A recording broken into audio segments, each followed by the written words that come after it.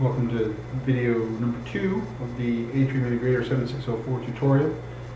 In this video we're going to cover the back-end tool of Atrium Integrator.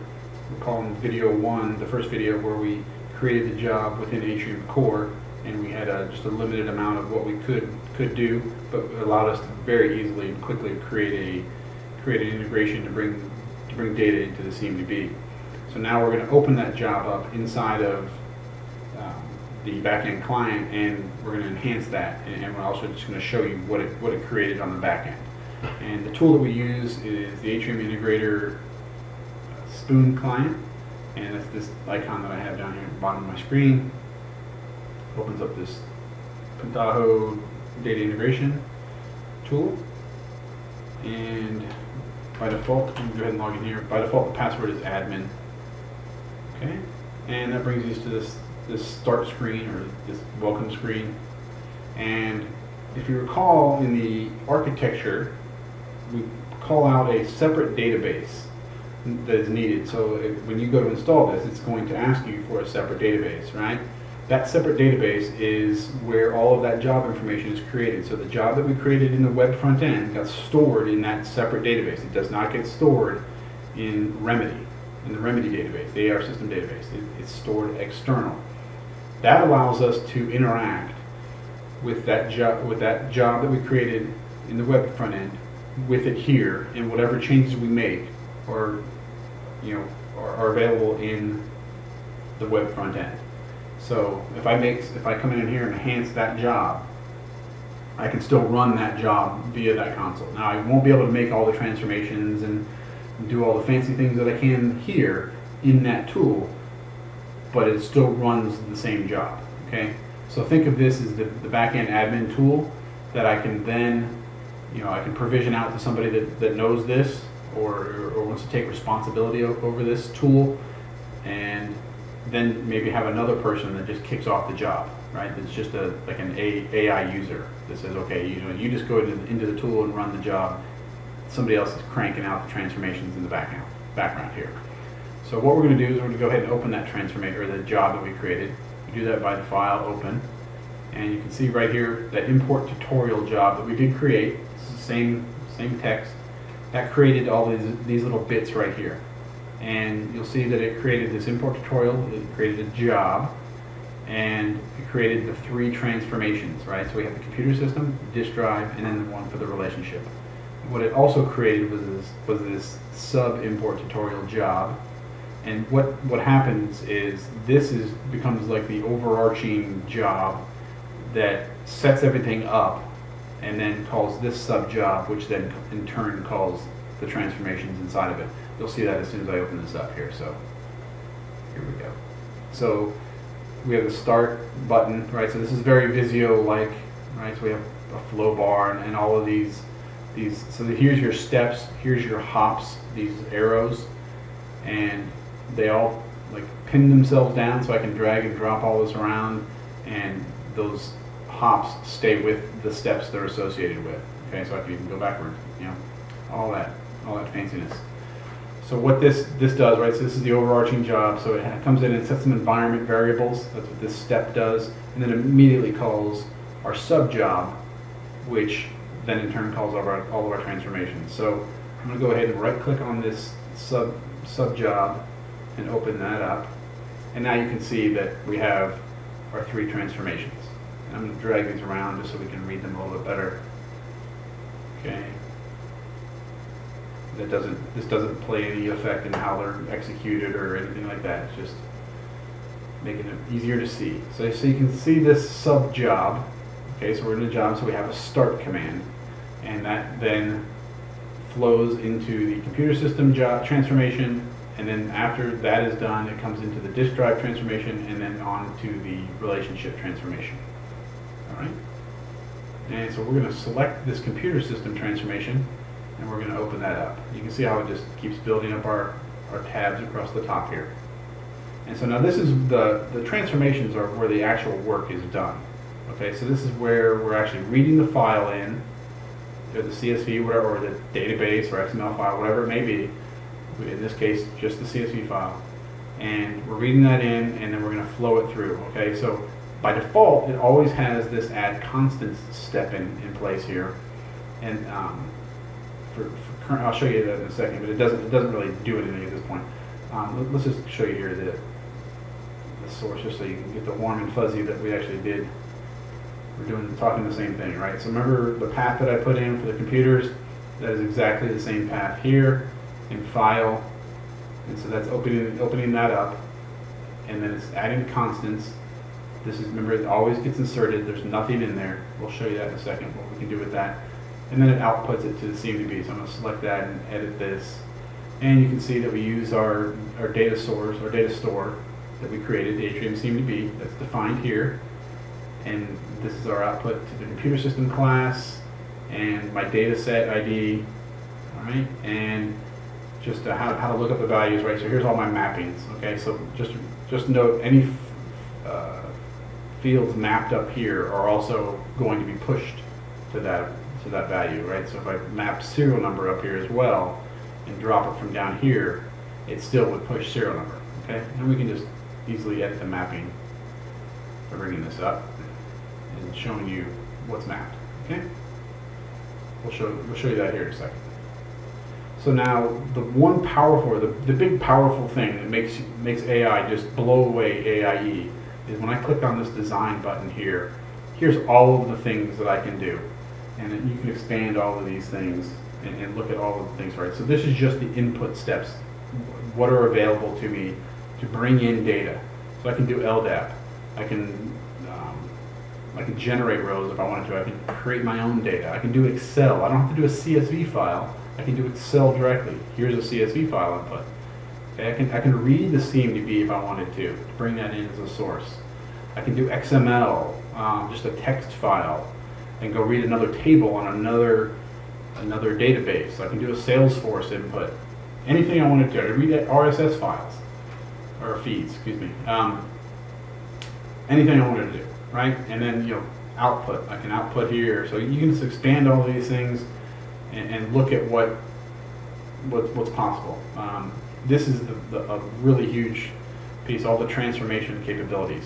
So you can split rows, and you can do if strings and test for values, replace value. If it comes in as this, I want to replace that. So you don't have to go out and clean up all the files coming in. You can take an account for all of that while you're bringing in the data. So you have a lot of massaging capabilities to that data before you insert it into the CMDB.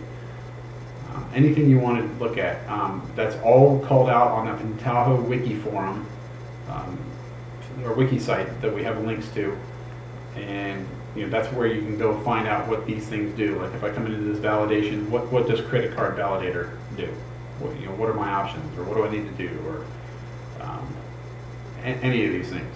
Injector, what does that do? And it gives you examples of people talking about how to use it, right? So what we're going to do here is we're just going to really do a real simple embellishment of this job. We're going to add some constants. I didn't map any category, let's just say, to this field, or to this transformation. So I'm going to edit that, and I'm going to declare a variable. So I'm just going to create this out of the blue, right? So I'm going to call this just TL category, just so you can show that this is not the category that's being, the category of the field that's on the CMDB. This is my category. And I'm just going to declare this as a string. I don't have to do any of this other stuff. I'm going to come over here to value, and I'm just going to call this hardware. All right? And I'm going to say OK. So now it's immediately available to me to put into this field. So now it doesn't map itself, but now if I click this edit mapping, here's my source files. Right? So now I have TL category over here. So this category, or this constant, is available to me throughout that whole transformation.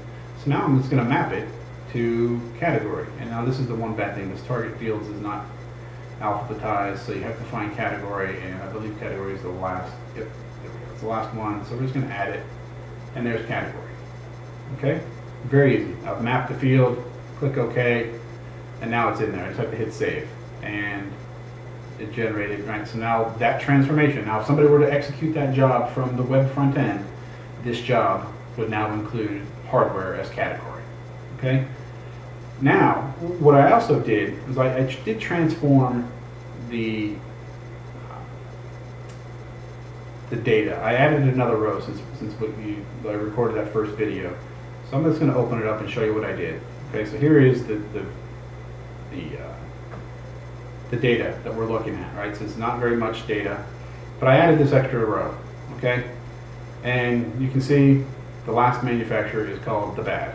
And we always want to filter out the bad, right? So that's what we're going to do. We're going to show you how we can send something to the bit bucket. So what we're going to do is we're going to filter. So obviously we have data flowing in here. We want to filter some of that data out, okay? So we're just going to come up here, and as opposed to trying to figure out where this is at, I'm just going to come up here and just type in filter. And look, there's filter rows, okay? I'm going to drag that across. All right, now I have filter rows in there. Now obviously it's not connected to anything. I could delete this hop and then create the hop between here to here to here, because after I add this constant, I want to then filter out the values, okay? I always want to put stuff after this add constant. And I could do that, or very easily I could take this and drag it right on top until that line highlights, and it says, hey, you just dropped this on that line. Do you want to split that hop so it goes from add constants to filter rows to CMDB output? And why, yes, that's very convenient. Thank you very much. There we go. Now we have that in place, okay? Now, the one thing we're going to do is, obviously I want to filter out the bad. I need a place for the bad to go, okay? So this is just think of this as a traffic cop, okay? It's not the bit bucket, but it just will, you know, make something go left or right, okay, for lack of a better term. Now, the one thing that the bit bucket in this is the the dummy plugin, okay? So this is the bit bucket. So there we go. So I have the bit bucket in there, the dummy plugin. And now I want to connect this step with this hop, or this step over here, and I need to create a hop. And now the easiest way to do this is hold down your middle, click this, hold down your middle button, mouse button, and let go on top, okay? And now I have a step. But now this is telling me, hey, you have two outputs to this. How do you want to handle the data? Okay, I could copy all rows from this to all of the outputs that this thing has, but in this case, I don't want to do that. As you recall, I'm trying to send something to the bit bucket. I don't want to send the bit bucket stuff over here, so I'm going to distribute. Okay, so now I have this in here. Now I have to go define my logic on this. So I can right-click on this edit step, and right down here, here's the condition, right? So I can do a kind of a query on the data that's coming in. So I'm going to choose the field, and it's the manufacturer. Recall it was the manufacturer, and it's equal to. And I could do another field if I wanted to. If I wanted to, you know, compare one field to another to say, okay, this, you know, whatever it is. You know, I could, if you needed to run that, I could compare fields to fields. But I'm going to come in here and put a value in, and it's going to be called the bad. And click OK. And so there we go. So I have my query to test the data. So this is the filtering query, and up here up top is where I need to determine or tell the system where the data goes, if it meets the condition or if it fails the condition. So if true, so if my manufacturer is the bad, I want it to go to the bit bucket, and so that is the dummy plugin. And if it's false, I want you to continue on to the CMDB. Okay, so there we go. And now you can see that it's green here. I could have done that backwards. I could have said not equal to that and made the green arrow go this way. You know, visually that makes more sense because this is where I want all the good data to go. So green always means go, but for this example, not a big deal. All right, so now, okay, so we've already mapped the extra field in there, so we should be all set. So at this point, I don't have, I did clear out my data, and I don't have any data in there right now. Just to show you that, here's I brought up the CMDB, and I'm doing a query on my data set, and I'm just going to do a search, and there's nothing in there, okay? And I'm just going to show you how that comes in. So recall that I did have the bad in there, all right? I'm going to go ahead and save this. So now this job is saved with all of those embellishments. And the nice thing with this is I can just run this transformation. I don't have to come all the way back up here to this job and run all of that. If I'm just going to test this little bit that I just did without having to run the disk drives and the relationships, granted on this scenario that takes all of 5 seconds because I don't have that much data, but just imagine you were working with the live data, you know, the real data. The customer gives you 20,000 rows, 30,000 rows, whatever it may be. You don't want to have to keep running all of that every time. You can just say, okay, I'm just going to run this one transformation, and that's what we're going to do right now. So I saved the transformation, there I did it again, and I'm going to run this transformation with this up here. So not only can I run these jobs from the web console, from the web front end, I can also run it from this tool here. So I'm going to hit start, so it brings this up, and I've selected this very detailed row logging just so I can, if anything does go wrong, I can find out what it actually is doing. So that's just the way, by default, it comes up with basic logging, okay? And but I've told it to go to very detailed logging. So we're going to hit launch here, and you can see that it spits out all this data. So it's done. Connection's closed. It's done. So now I'm going to come back over here, and I'm just going to do a search, and now I have 1, 2, 3, 4, 5. Okay, so I have 5 items, and they're all in there. They have my category mapped. I didn't have my category mapped before. But you have to trust me on that. But now what you can see is, let me open up the CSV file again. I have 6 rows in this file, okay? So it did filter out the bad, which is always a good thing, right? So this is very simple, easy way to bring in data, and this is very, very powerful, a way to add in, you know, or to transform data. And just to give you an example, some of the lab data that you'll be working with, if you follow on to the first lab of this class, I used this tool to generate some of those files. So it is very powerful in what it can do. So at this point, I think you have enough to get started, and go ahead and get your hands dirty on creating transformations, and that should be it.